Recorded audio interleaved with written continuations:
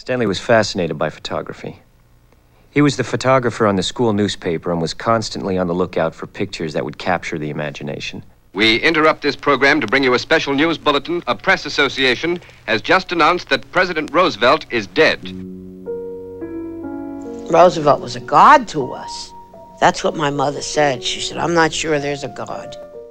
Originally, Nabokov couldn't get a publisher in the States or in the United Kingdom. So it was published as a dirty book in Paris. And it was in 1955 that Graham Greene in the Sunday Times in London nominated it as his novel of the year. It then took off, and it very soon found a publisher. As you appreciate, Aristide had an American guard, not Haitian. And he asked the guards if they were prepared to stand up and fight to the end. And they said no. As I gather, he went to the US Embassy and asked if they would do something about it. And they said no.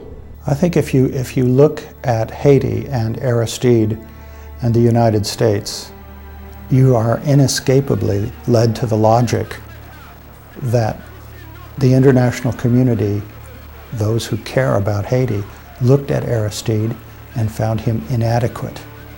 The leader of the opposition, financially supported by the United States, is an American citizen, Andy Apet, who owns sweatshops in Haiti, and he opposed the rise of the minimum wage. And he auditioned for Tennessee the next day and took the bus back, and theater history was made. Tennessee had a crush on Brando. I'm not talking about sex now, I'm talking about person to person. He thought Brando was terrific, and he was very happy, and he supported me in it. In black moments and dark moments, he'd say, he's great, don't worry about him, he's great. Hey, Stella!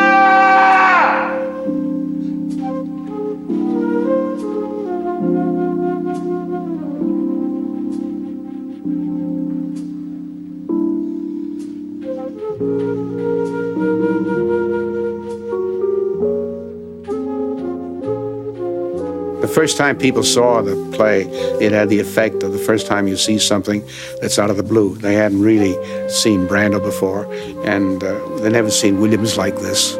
Williams had a tender, sort of nostalgic memory piece, but all of a sudden they saw the great strength, dramatic strength that was in him, and it overwhelmed people in the theater. People in the US don't fundamentally believe that the money is getting to the people. We have a highly interdependent world. Interdependence means we can't escape each other. Over 30% of American households will send money to tsunami victims half a world away. Over half of them over the internet. An event totally without precedent in human history, and I think is the beginning of the democratization of international assistance.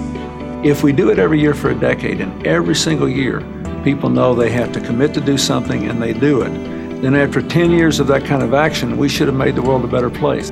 We have this big chart of sexual attraction. I think we'll try to put the people who are most attracted to each other together first. This is Jay Brannon. It was a 4 for Raphael. Film or no film, straight or not, I will have Raphael. Is my hair okay? Yeah, it's fine. What did Raphael say though? Jay, nothing. Oh, it's not happening, baby. Jay Brannon. He said he was energetic. Thanks.